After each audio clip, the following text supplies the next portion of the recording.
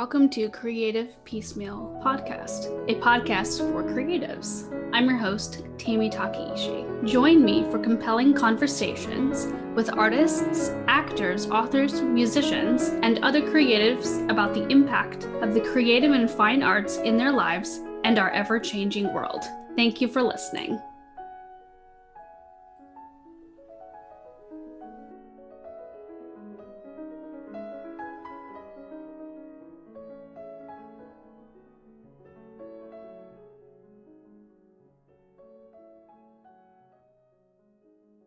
Hello and welcome to Creative Piecemeal Podcast. Today I am with author Repetti Peru. She is, according to her bio, a sloppy workaholic and independent operator. She drives a beat-up pickup truck and restores old houses. And she was named a 2021 Indie Author to Watch by Kirkus Reviews. And she previously won the 1999 Bronx New Writers Award for fiction. She's also co-authored Untamed Justice, Business Cards, and Shoe Leather, and Money Isn't Everything, Everything is Money. In addition to her novels, she ghostwrites memoirs and thought leadership books for clients from all walks of life. Her most recent is a dark fantasy out by Panglass Productions, and it is Bits of String Too Small to Save. It is a witty, classically illustrated fantasy for adults that asks, what's the difference between animals and people, magic and technology, and a true home and a place to live? So, Ruby, I would love to welcome you to the show and get stuck into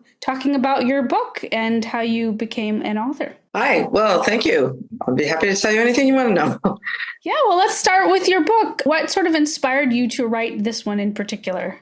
Well, this was the first novel that I wrote in the beginning of my ghostwriting career. So I've written probably 20 books since then. But I recently created an audiobook for it, which is what I'm releasing now because I finally figured out the best format for it. And when I wrote it, I had just been a kindergarten teacher and I quit that job and I became a magazine writer, which was very boring by comparison. And as a teacher, I had made up stories for the kids every day. I would sit in circle and I'd include aspects about them and the story, and I'd just make it up. And it was very creatively fulfilling, and I really missed it after I left. So where I was working as a magazine writer was across the street from the public library. So to keep my creative juices alive, I would go across the street after work every day and write for an hour. And the idea was I had to just be having fun. I had to be having as much fun as I used to have with the kids. So it started getting pretty wacky. I started just writing all kinds of different characters. Everybody I knew in my life became a character. Different aspects of myself became characters. And as soon as I would get bored, I would say, okay, stop. It's got to be funny. It's got to be fun. You've got to be having fun. So then I would be like, okay, we need more talking monkeys. Okay.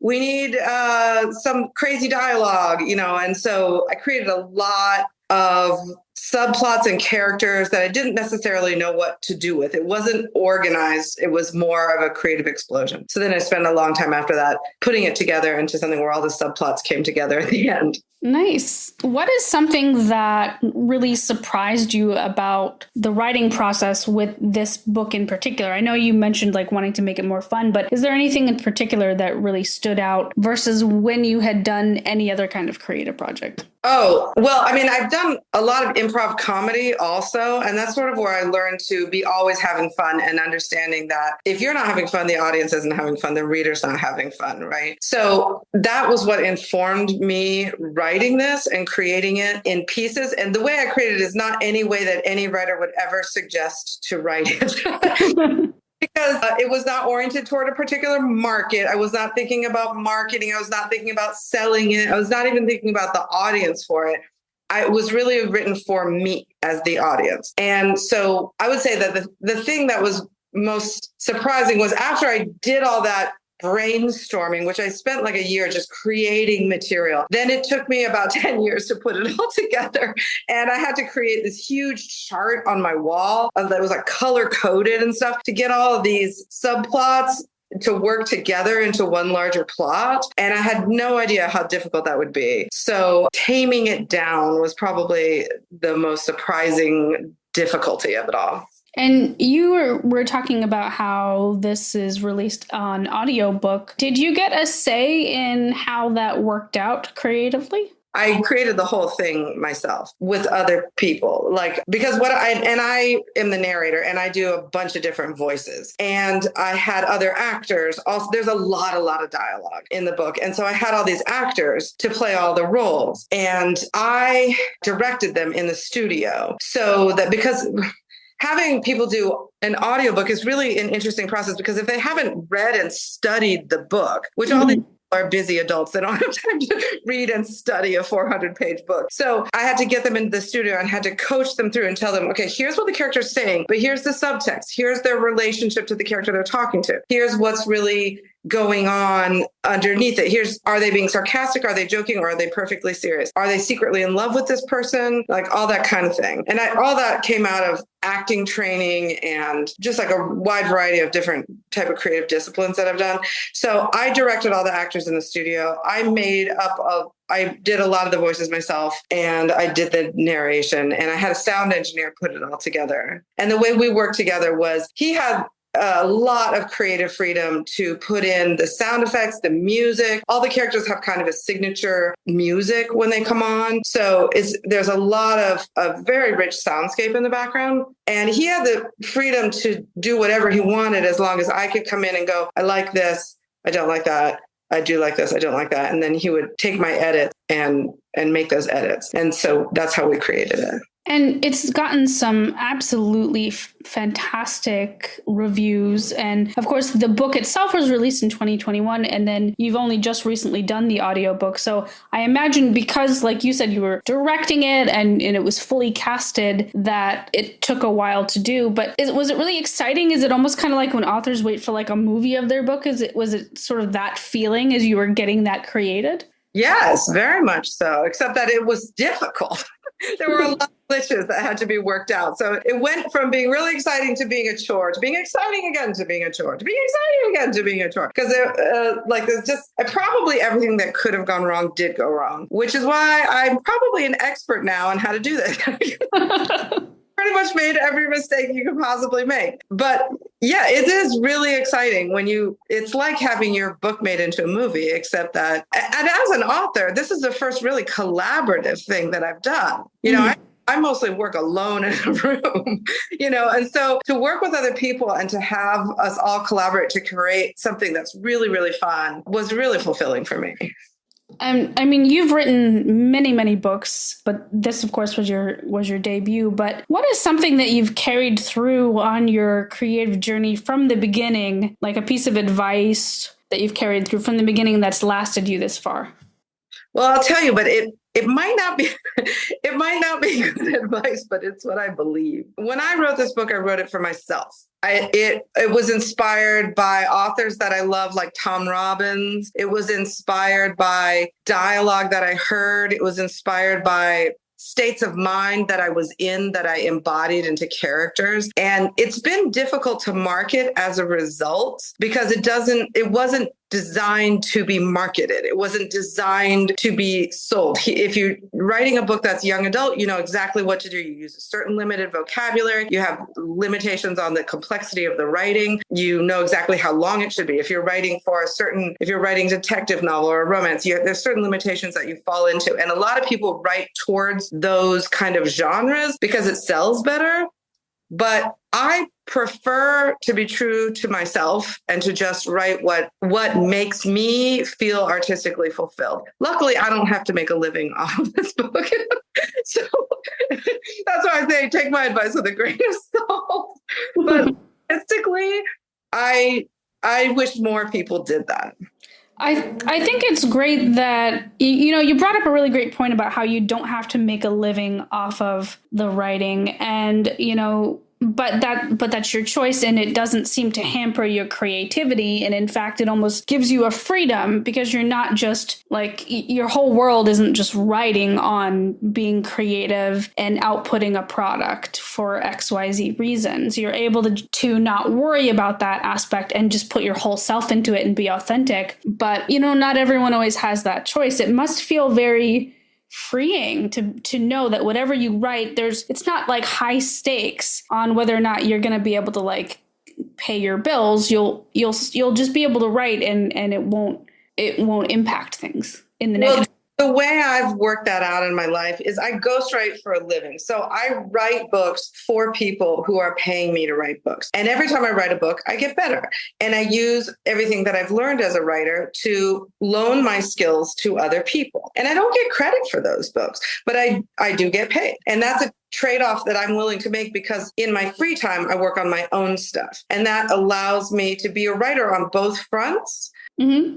Work on my own stuff. It's purely my stuff. What a lot of people do, I mean, I've known professional painters, actors, writers, all different type of creators, and they'll keep experimenting until they find something that sells. And then when they find that thing, they just do that thing forever because that's where they make money. And it ruins their creativity. And it sort of is like, yay, it's great because they're finally making money off their work, but they've stopped enjoying it. And but I didn't want to fall into. So I divided my writing life into two.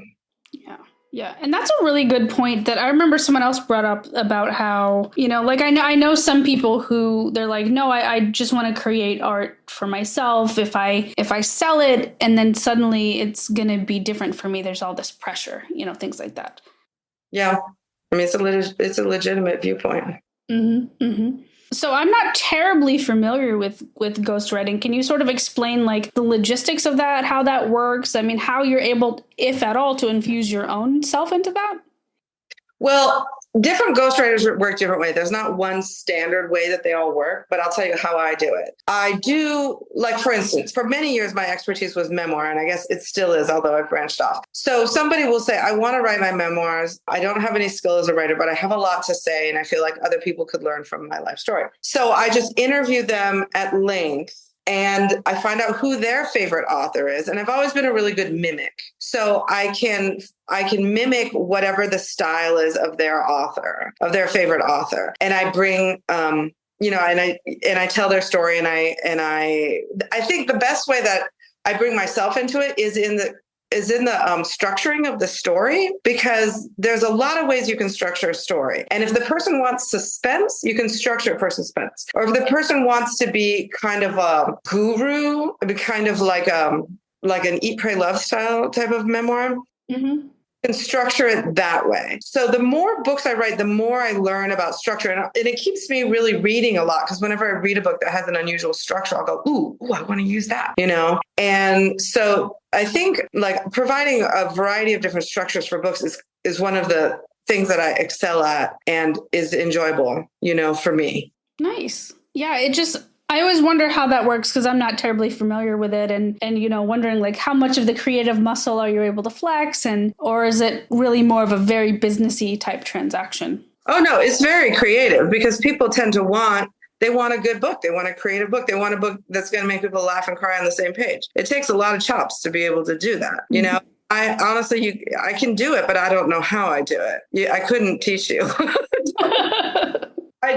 I'm a very emotional person and I can sense the emotion the person wants to bring out and then I can put it into words. Most people can't put their emotions into words that well. So they explain it to me at length and then I figure out how to boil it down into a paragraph, which is what my strength is. So yes, there's a lot of creativity involved. That's what they're paying me for. Most people in the world are not creative. I mean, that's just a fact. And once they realize that most of my clients are people who wish they were creative, want to produce something creative, have a lot of input, but don't actually have the ability to do it. So that's why they hire me. So I'm like a creative technician for them, where I bring their story to life with my creativity.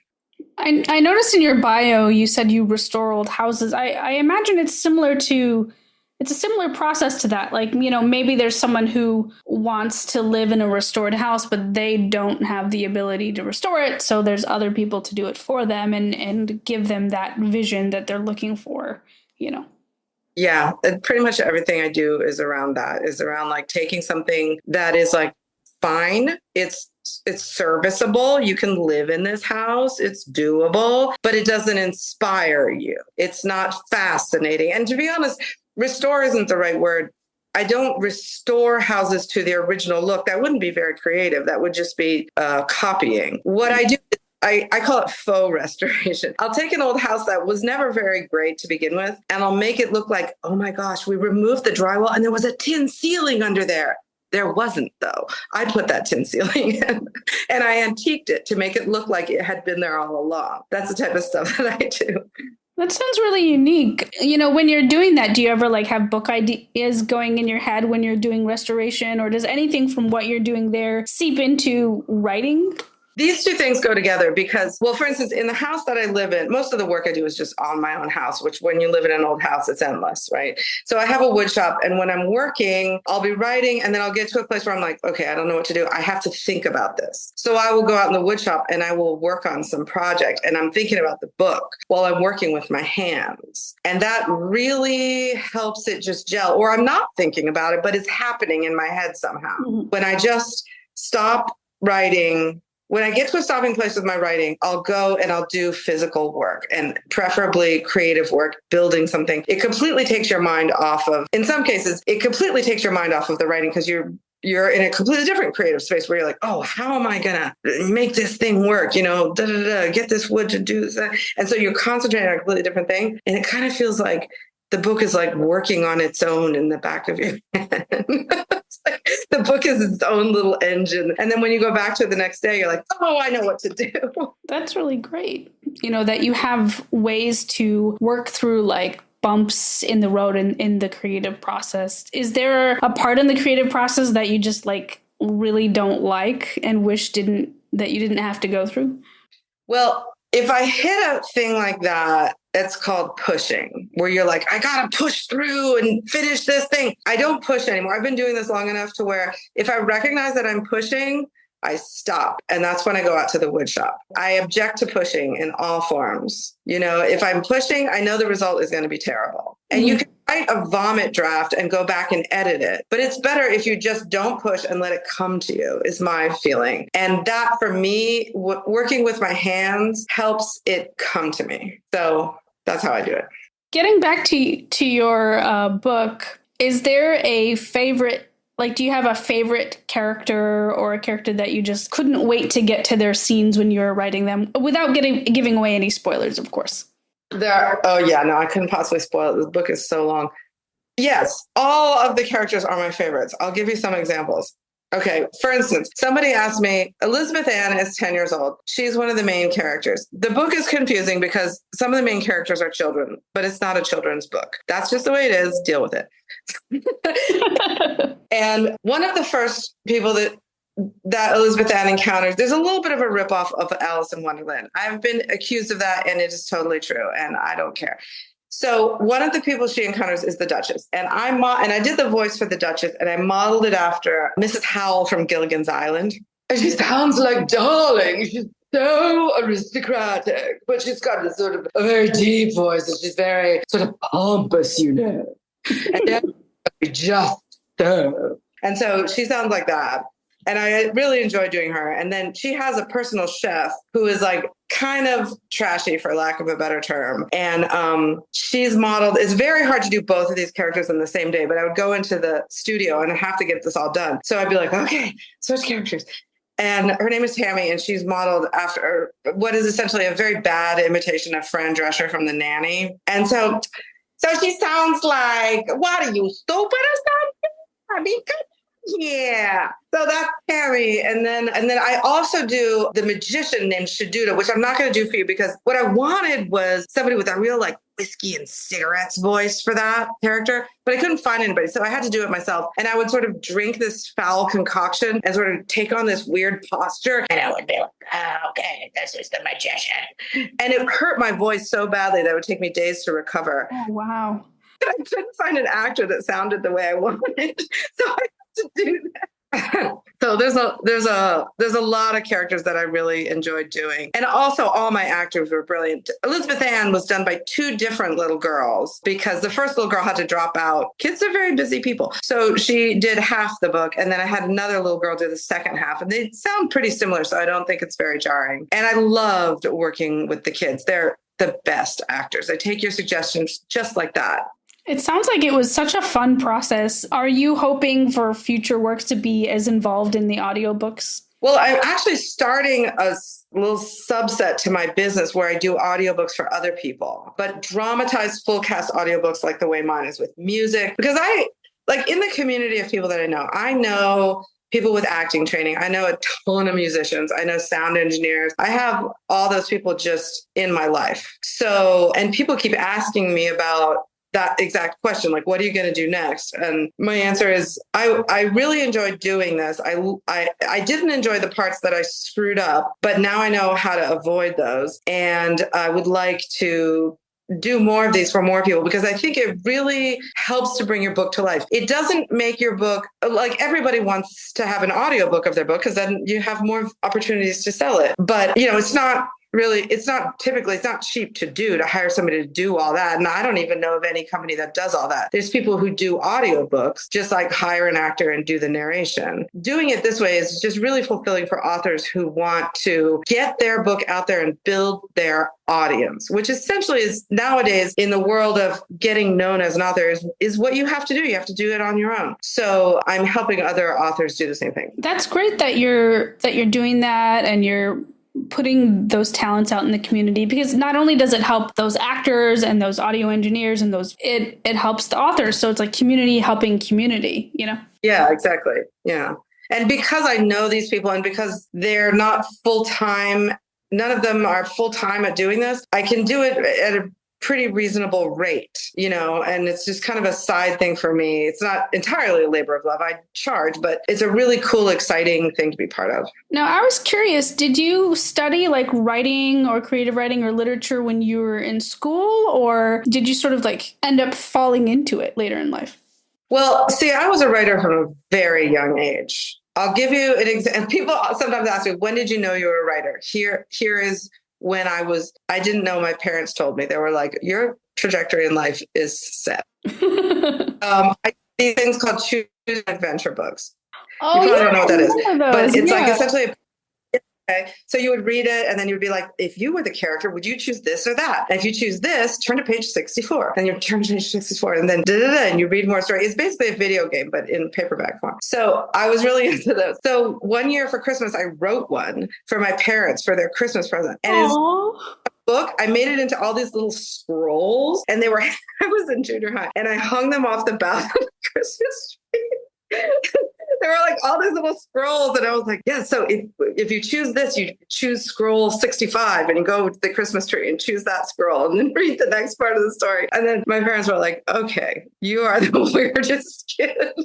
Oh, I was always a writer. Nice. And what a sweet story and such a wonderful gift. That's so creative. Thank you. Yeah. What's interesting is the Choose Your Own Adventure books. That's when I discovered that I didn't know it at the time, but I was like, oh, looking back, it's like, that's where my anxiety started. Because I was like, I don't know which one to choose. I know.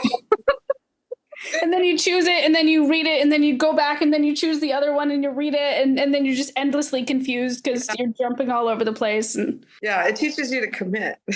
I know. Yeah, I couldn't. I was always like frantically trying to read every single version of the story. And I eventually was like, yeah, this isn't going to work. I would make anybody have anxiety. Yeah. I'm like, give me a linear book, please. Too many choices. That's right. Well, speaking of books, what's one that you read in the past year that you couldn't put down?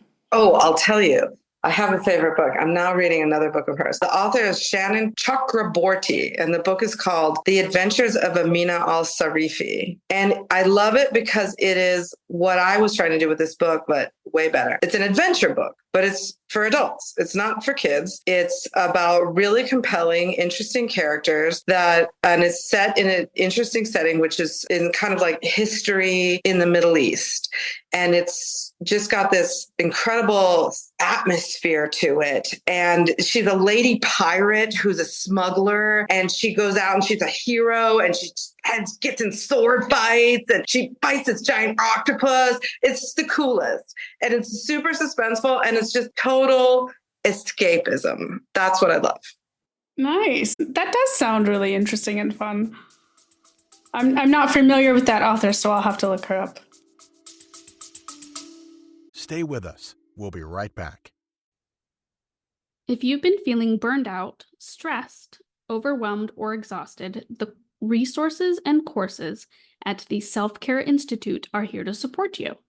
The Self-Care Institute was founded by Dr. Ami Kunimura and provides support for individuals and organizations with burnout prevention, burnout recovery, and stress management.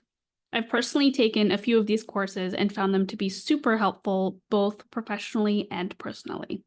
The care you give yourself matters just as much as the care you give to others. But if self-care is difficult for you, you're not alone. And the Self-Care Institute is here to support your well-being, resilience, and sense of fulfillment at work and at home.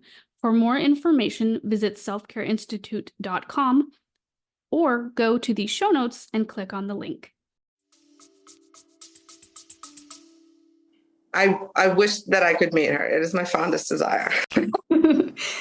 I get the idea that you like to seek adventure. What is something that you hope to do adventure-wise in the new year? Oh, I'll tell you. That is a dangerous question. Okay. I have a log cabin that sort of given to me on indefinite loan by somebody the person who owns it, who never uses it. But it's somewhat near where I live, and it's out in the woods, and you have to hike to it. Like, you can't even drive to it. You have to drive to the park. You have to hike miles into the woods. It's like isolated. It's out there. And I am now the caretaker of this log cabin and the land around it. And I had to do a bunch of repairs on the ceiling and the floor, and there's a little wood stove in there, and I had to do all these repairs, and I got all that part done. Incidentally, it was being invaded by giant porcupines. Oh.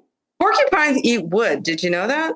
And they were coming in and they were eating everything in the cabin. I didn't know it was porcupines. I thought it was beavers, but I later found out it was porcupines. Anyway, I got rid of them. And I've decided to turn it into a medieval tavern and then parties out there where I'll be like baking bread in the wood burning oven and like making a stew on the oven and then having like beer steins hanging from I have all kinds of like big dreams for how I'm going to make it into this like isolated medieval tavern in the woods. Kind of like a really, really interesting thematic Airbnb that like D&D people could come and have like their little like nights at or something. Exactly. That's exactly correct. Yeah. That sounds unique. It sounds like it's going to be quite an adventure, not only like decorating and getting that all restored and ready to go and well, getting all the materials out there is the hard part because you have to hike them out there. So I have not figured out how to deal with that part of it yet. Yeah, just ask all your friends. Be like, let's just drag some wood behind us on some sleds. Yeah, exactly. Fill up your wagons. Yeah, hill. So that's another problem. Oh my goodness! Well, you're gonna have like the most amazing like legs after that, right? No, right? I'm gonna get so fit. Oh goodness. Well, back again to your book. What is one of the themes that again, without giving away spoilers, what's one of the themes that emerges that you're just most proud of in regards to this book? Well, the theme of home is a really big theme in Bits of String Too Small to Save, largely because I grew up moving a lot. And so when most people I did not know at the time that most people don't grow up that way. So as an adult, I meet people who say, "Where are you from?" And I usually answer with the place that I used to live that I think will seem the most exotic to them. Because I have a lot of choices of how to answer that question. People who have a home, who are from a particular place, have really a strong sense of culture about that place. And it's part of what makes you who you are. But for me, part of what made me who I am is just moving and having to constantly adapt. And so a lot of the characters in Bits of String Too Small to Save have the same problem in different ways. It starts out with the character of Grandma, who's a badass hot rod driving old lady, and they're threatening to put her in a home. And you can see my making air quotes. So a home for old people oftentimes is not a home at all. It's the opposite of your home. And so she has to escape that. She and Elizabeth Ann go through a portal to another world, and they have to try to make this other world their home. or else I'll be stuck in a home that's not really a home. Some of the characters, there's a disease in this land where animals turn into people, which is a terrible thing because people are neurotic and animals are just pure and peaceful. And so they hate it. And so being in a different body other than their own is like not being home. It's this constant sense of wanting to go home just to transform back into the animal that you are. And for some people, home is a place of stress in this book. And for some people, home is a place of comfort. And for some people, home is a place where you have a lot of work to do. And so it keeps popping up like, what is home? How can you be happy? What kind of home truly makes you happy? Or if you, like Elizabeth Ann and Grandma, need to make a new home, what would you make? How would you create something that really feels like home? Excellent. And I feel like that's such a universal theme. And I love that you explore that in different ways. I had a question. Your title is just so captivating. How did you come up with that? Thanks for asking that question. I have a really good answer. Okay. So my great-grandmother, or maybe great-great-grandmother, was a person who grew up during the Depression, and so she was a hoarder, like a lot of people from that era are, right? Mm-hmm. But she was not a messy hoarder. She was a very organized hoarder. So she would keep everything, but she would put it in a little box and she would label exactly what it is. So when she died, they found her basement was filled with, for instance, margarine tubs in a box that was neatly labeled oleo tubs. And they were all washed and neatly stacked. And then she had all these old newspapers saved for no reason. And there was like a little label, old newspapers. And then like millions of just random things that you didn't need to save that she would save. And she would just very neatly stack them and put a label. So under her bed, they found a box, a shoe box, and it was very neatly labeled, bits of string too small to save. And that's exactly what was in it. What constitutes as too small, by the way? Yeah, I don't know. I was not even born, so I guess I never got to see the bits of string. How small is too small? It's a good question. I had the title picked out already when I started the book, but I didn't know how I was going to justify it. Mm-hmm. So I was writing the book. I was thinking about that. And the justification, without too many spoilers, has something to do with, that game, Cat's Cradle, with this. Mm-hmm. It has something to do with that. Nice. I'm going to get philosophical and deep for a second, but I think it's very interesting coming back to the fact that your grandmother saved things, and specifically saving things that were considered too small to save, but yet she saved them because there was a purpose, and she gave the string a home. And then, you have a theme of home, and you're borrowing that title, it's just interesting, the transcendence there. So, yeah. Such a wonderful title. And I feel like it couldn't really work on anything other than fantasy, Yeah, I think it lends itself to that too, because if it's too small to save, why would you save it? Well, then that's a question that is going to take a lot of creativity to answer. Excellent. Well, before we go, I'm going to ask two more questions. One is serious and one is sort of quirky. Which one would you like first? Quirky. Okay. What is one of your favorite scents, like smells? I love the smell of hot tar, like a driveway in the summer, or like some street. Because I used to smell that as a kid where I lived. The street, like in the summer, in the first house that I lived in first grade, the street in the summer, like when the sun would be down, it would smell like hot tar. I love that smell. I know what you're talking about. Yeah. That is a very distinct scent too. And it doesn't seem to happen in every city. It just really depends. Yeah, it depends on what type of tar they're using, I think. Mm-hmm, mm-hmm. That is really interesting. And now for the more serious question. What, in your own words, does living a creative life mean to you? It means in life, you always have problems to solve. Life is problem solving. Life is endless problem solving. Even if your life is incredibly great and peaceful and whatnot, you will create problems for yourself because the human brain is a problem solving machine and it's entertained by solving problems.